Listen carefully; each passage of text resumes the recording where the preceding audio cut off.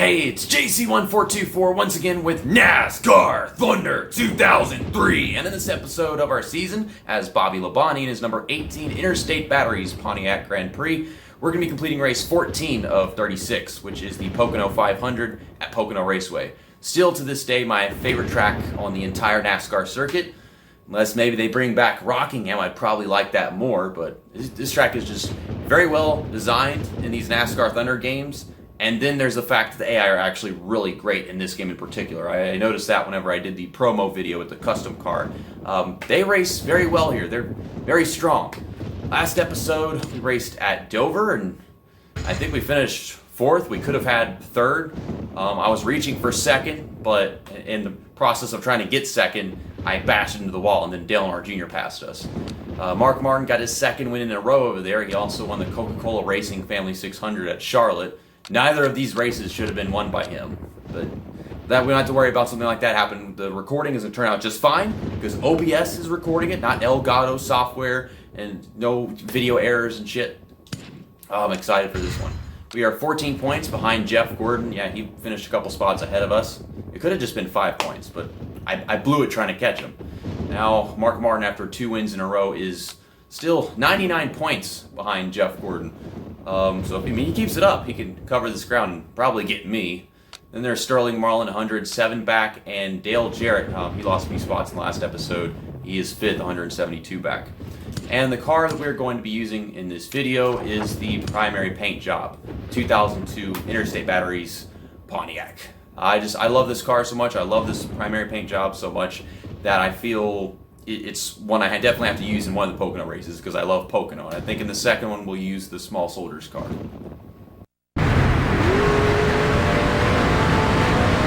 now this is it. Be smooth.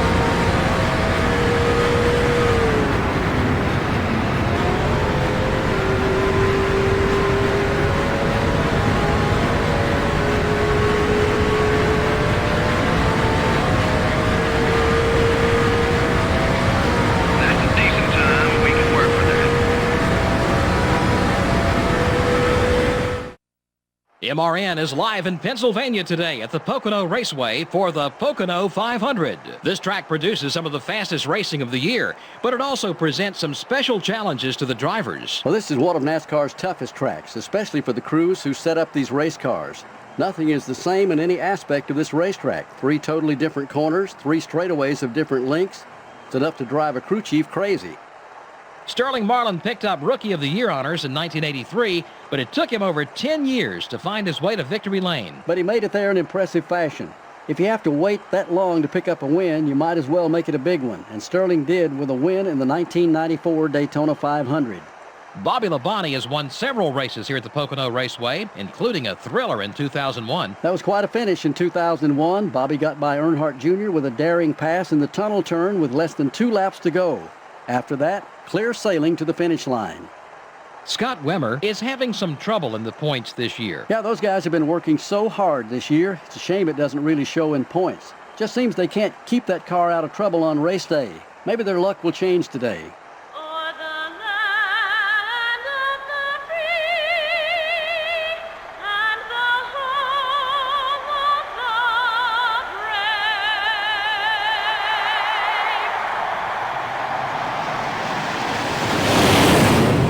Gentlemen, start your engines.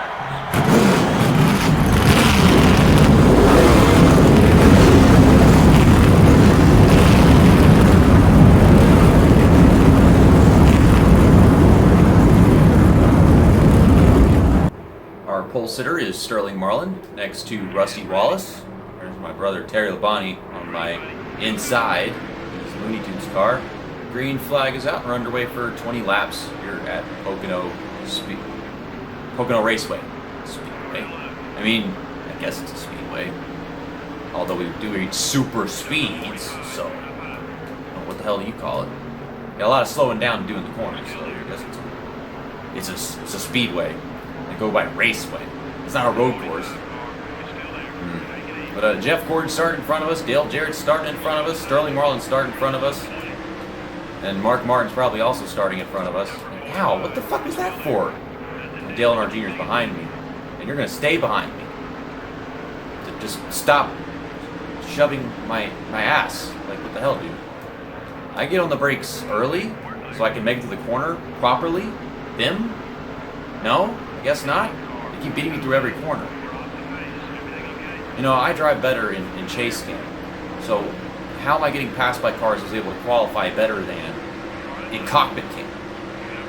And I didn't expect to qualify very well in the cockpit cam, and I think I did decently. They keep on running me over. Hell. Okay, now we're talking. Good run off of turn 1. And we're actually gaining positions. I didn't really lose anything in that first lap. Get on the brakes right after the first sticker into turn 2. Hey, look at this. I'm overdriving turn 2 and they're still beating me on the outside 3 wide. Like, they're programmed to be fast, but they're not actually driving very good. I give you that much information. Jeff Gordon is on the move. You know, Dale Jarrett's on the move. Yeah, Mark Martin was behind me. I saw him in my mirror, so that's all fine and dandy. He won't be making that continuous gain in this race unless something goes wrong for us. It's Jeff Gordon that we should be mostly focused on, because I mean the other guys are pretty damn far behind. They can't even actually catch us in the points in one race. It'll take multiple races. Great performance. But Dale Jarrett, I mean, he's really on the move. I think he's gained more positions than Jeff Gordon has. Jeff Purvis, hi. How you doing? And also we got to be worried about Sterling Marlin, who is Sterling is in 4th right now, right? Yeah, behind Mark Martin. And he started on pole. He should still be leading, I believe. So a big gain for him. I guess we could be concerned about Sterling Marlin if he's leading the race and we're all the way back here. With how the promo race did, the coming soon video I uploaded of us racing here in my custom car, I started last and I got into the top 10, or almost in the top 10, something like that. I don't even remember where I finished. But I was able to pass all those cars and get up here. Me starting in the middle of the field in this video, I should be able to get a top 5 at least. But I mean, I'm just happy to be here. I love me some Pocono. I want to do some Poconuts though. Give myself another win. My 5th win of the season? Or 6th win? I don't even know how many wins I have. I stopped counting because I haven't won in a while. We're going. There's a massive run down this back stretch this time. Oh my lord! And look at them. He just got it in there. Wall trip on the outside. Whenever I was getting so freaking tight. What? I don't know. Are they going so slow in the back stretch that they don't have to slow down that much and it makes their corner easier to enter? Or like, what? I can't calculate how they're taking these corners. Don't even get me started on Sonoma whenever we go over there. Let's make it 4 wide. 4 wide into turn 1 at Pocono. I'm such a fucking moron. We didn't die, but it didn't work out for me. No, Jimmy Spencer, I'm coming back. Baby, come back. Or Bobby, come back. Bobby, don't leave me. Bobby Labonte. Make it 3 wide into turn 2. Just in the middle lane trying to stop it from getting there, but I'm getting there. And look at that. Like, I have to get on the brakes that much to stay down there, but on the outside. It's a strange advantage, and slowing my progress with how hard it is just to pass these guys. To be faster, yes, but to pass them, it is difficult, because the middle lane is key at Pocono. That makes sense. Oy, oy, you're throwing me off game. And then after I get past these 3 cars, those guys are all the way over there. I think on my own speed I should be able to catch them if these guys aren't sticking with me and making runs from the draft and shit. I think Ricky Craven over there is falling off. Trying to keep it off Michael Waltrip, but finally finish this pass. There we go, up to 9th. We're getting some dents and scratches on this thing, though.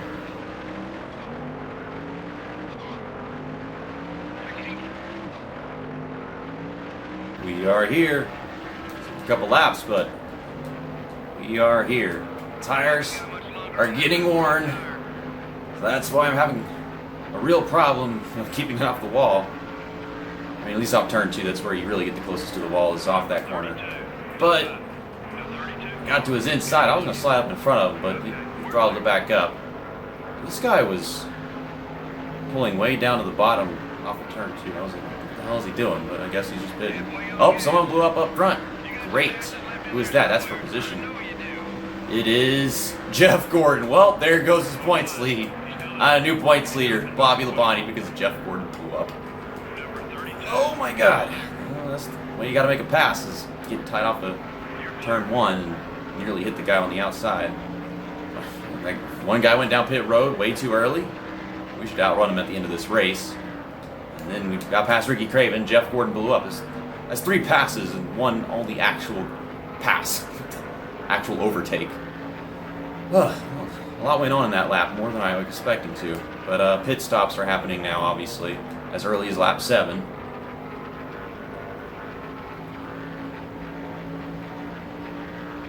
I am really getting a grip. Just such huge runs down the backstretch. I don't know why they're in particular. But then I get to turn 2 and this happens every fucking time. Oh my lord. I mean, they really got turn 2. I got turn 1. It's strange how that works because, I mean, honestly, in NASCAR Thunder 2004, it's every fucking turn. Oh, no. This is not good. Everyone's slowing down. And I'm not going to run anybody over. You got tail chair with them. But that brings us up to 3rd. Jeff Gordon, that is the most assholery that we've seen from him since he wrecked Clint Boyer on purpose. And this might allow Sterling Marlin to lose the lead to Jimmy Johnson. Okay, my tires are so worn that I can't even be better than him in turn 1 anymore. Kurt Busch is passing me. We still use the draft to get that run off down this backstretch. There we go. Why are we so fast in the backstretch? It's not like that off of any other corner. I don't think it's the corner. I think it's the actual stretch. We're just fast in the stretch. That makes no sense how in one stretch we could be so fast, but not in the others. I mean, I guess we're fast in all the stretches. We're still pulling away right here. Side-by-side battle for the lead into turn 3. These guys are pitting, right? No? I'm trying to get down pit road, but my car won't turn. It's a weird track to be struggling to do that at. Well, we should be able to outrun Sterling Marlin and Jimmy Johnson now that we're heading down pit road a lap early. They could catch back up to us at the end of the race, though. No damages repaired. We'll get our tires and our fuel. That was a very interesting first run. You can see Jeff Gordon. He got ass rammed for holding up the whole freaking field in turn 3. That goes beyond the damage that he already had, an overheated engine. Don't let it roll away. Get it back on there. Did they just put... Okay, I saw the mistake, and I was about to say something about that because that upsets me. Probably not going to have the advantage on Jimmy Johnson, Sterling Marlin now, but did they just put a tire on twice? Like, you heard the sounds, and it sounded like they... Maybe it was the sound of the first one already being put on, the other one having to be re-put on. I don't know. It's weird shit. We're going to stay down here next to the curb just in case someone wants to pass me. I think Jimmy Spencer just came out with me too, and he's just getting a better run off pit road because AI things. How much time did I lose? I mean, I kept on gaining positions because of stupid crap. With Jeff Gordon rolling those people up and then him overheating, then Ricky Craven Well, I just caught Ricky Craven. And then there was the other guy that pit early. I have no idea. And this is Casey Kane. And I guess we'll just keep on showing you the green flag racing while all the pit stops are going on, see how it plays out, and watch as all these other cars come off pit road. Seeing the leader over there and all those other guys coming off turn 2.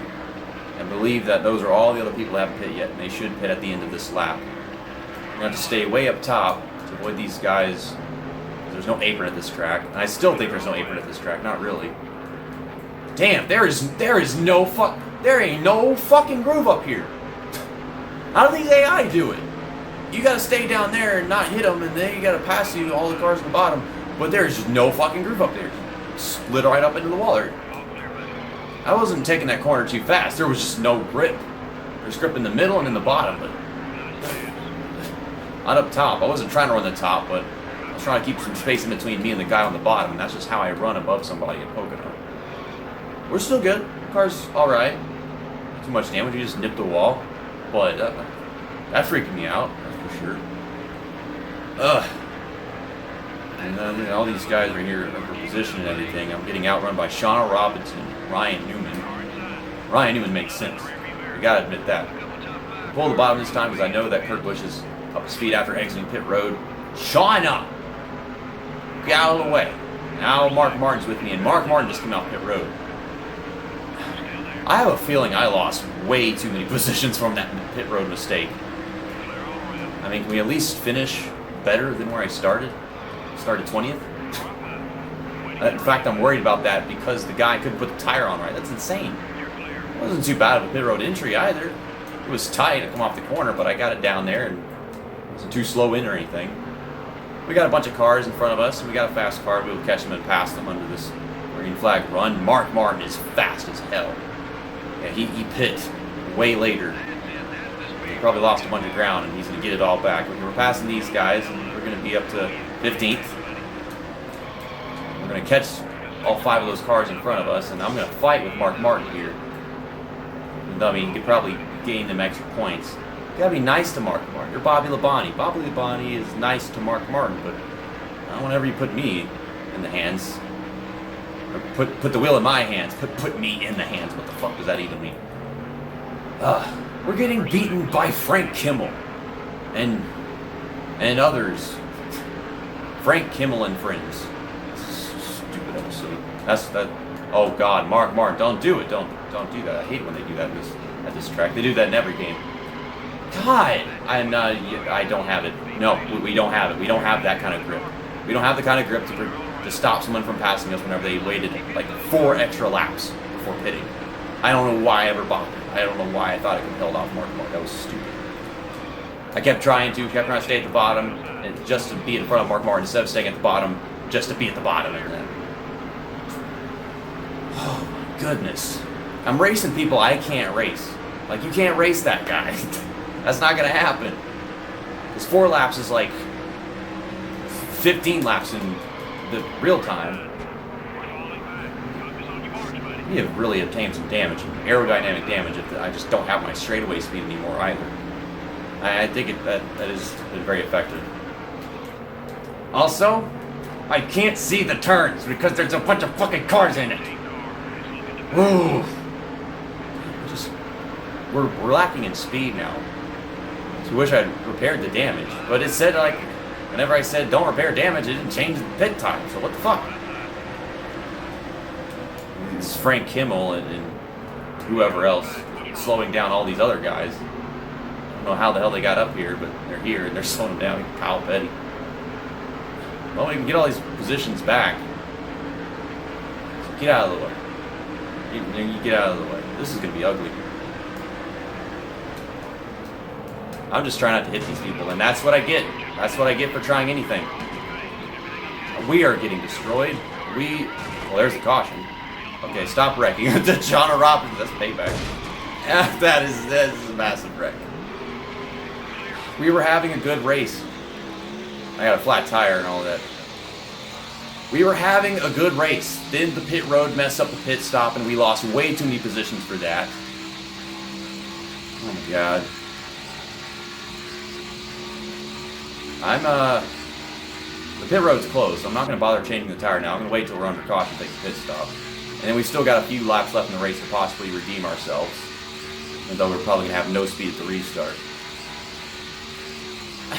And the fucking tire is blown, so I can't do this and I can't do that. Now the engine is also overheating.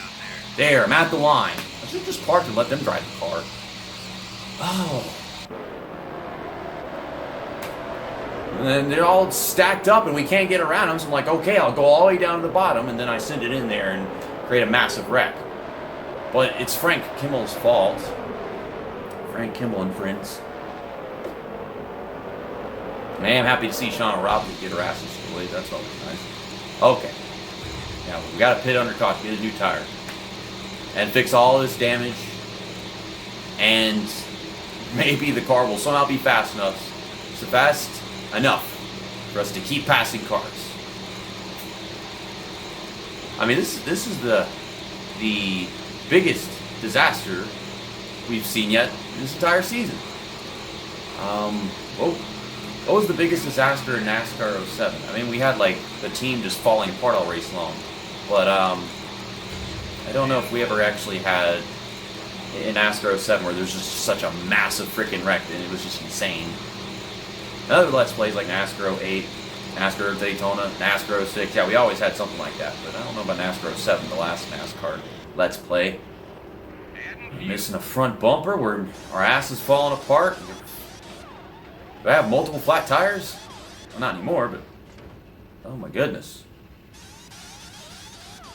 I think it's all going to look very beat up in the end, and the pieces still missing, and they fixed a little bit of the damage. 21.5. I admired that pit stop was longer than the estimated. It means they fixed more of the damage than they said they would.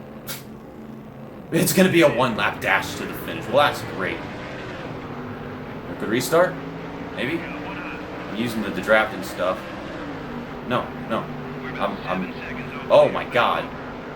They're checking up and shit. I'm trying to take advantage of the situation, but they're checking up and crap and being weird. I don't like it. Ugh. Come on. Make something of yourself, JC. Car still ain't handling right. It would handle worse. I'm trying. I don't have a draft because they're side by side and I have to be somewhere to make up spots. Okay, let's get in there. Shauna Robinson's slow. That's good. That makes sense. No. Can't try. I can't try. No. We get off! Get the fuck off of me! I'm just trying to go straight. I am just trying to go straight. Oh my lord! Fuck you, game. And fuck me for trying to pass cars. I'm not fast enough to pass anybody unless they have the same damage as me. Which I was able to pass Shauna Robinson. I'm like, let's pass Scott Wimmer. You can't pass Scott Wimmer. His car's fine. 41st! Sterling Marlin wins. Jeff Gordon DNF'd. That was Sterling Marlin's second win of the season. His first was at California for the Napa Auto Parts 500. Okay, I remember that. Next up is the Sirius Satellite Radio 400, Michigan International Speedway.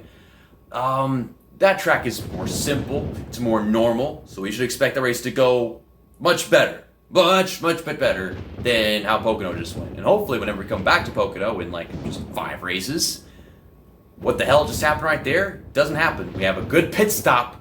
I qualify better because I have experience from the qualifying session in the cockpit cam. And when we just stay up front all race long, I don't even care if we win. I just want to get a top 5, top 10. Just something like that. Not this 41st place garbage. Okay, so we should have gained points on Jeff Gordon at the least. We're 52 behind Sterling Marlin.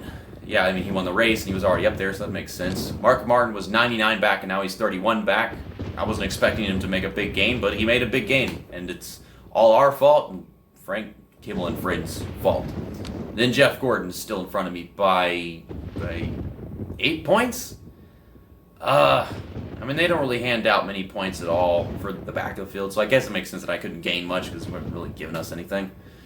Tony Stewart, 121. Dale Jarrett, 130. Ricky Rudd, 151. Ryan Newman, 159. And then Dale Earnhardt Jr. at 9th, 188. Frank Kimmel and Friends, they bring us all together because it was like 172 back for the guy in 5th or 6th before the race was running. Now we're all way closer. We're all under a smaller blanket.